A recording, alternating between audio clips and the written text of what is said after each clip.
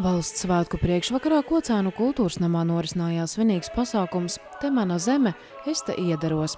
Tā laikā Kocēnu novada dome pateicās un godināja tos cilvēkus, kuri devuši savu ieguldījumu novada attīstībā un veicinājuši tā atpazīstamību.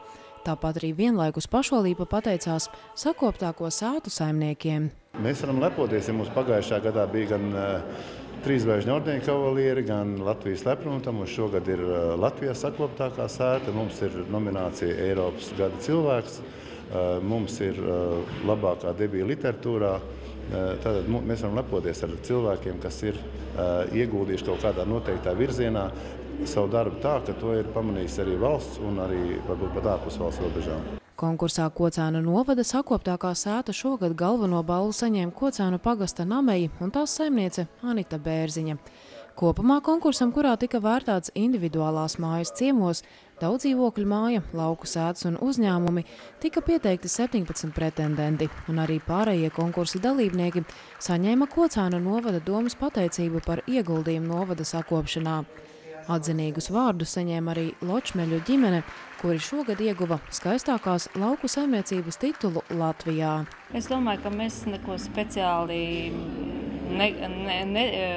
nedarījām un neveidojām. Tas ir vairāk gadu garumā darbs, jo mēs esam izveidojuši tādu vidi, kādā mēs paši gribam dzīvot. Gandarījums par to, ka varbūt šajā reizē tiešām tas nebija arī tāds,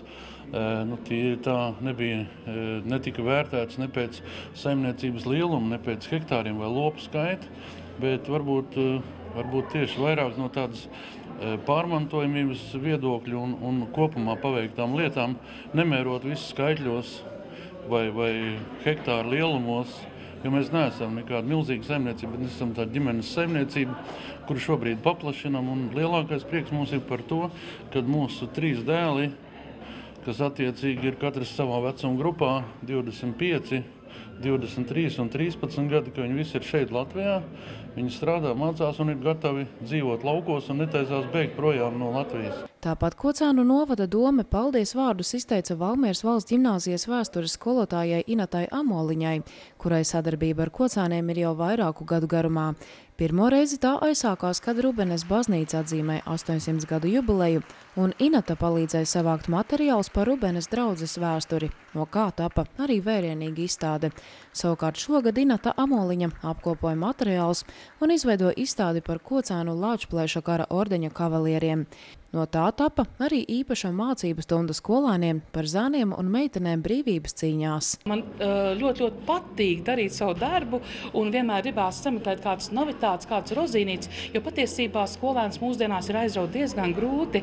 Un tad, kad tapa šis stāsts par zēniem un meitenēm brīvības cīņās, par zēniem, kuriem bija 13 gadi, par meitenēm, kurām bija 16 gadi, kuras patiesībā arī krita šajās brīvības cīņās, neprasot īpaši nekādu atalgojumu. Un stāstot par viņiem un bērniem aizdomājoties, tev pašam jau ir tagad 13 un 14 gadi, vai tu būtu gatavs, ja tev uzrunātu skolas direktors, vai tev uzrunātu sporta skolotājs, vai tu būtu gatavs doties brīvības cīņās.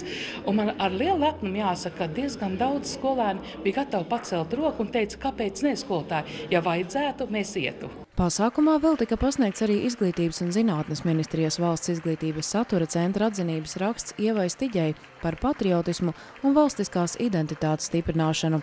Tāpat sumināti tika dziesmu un deju svētku dalībnieki.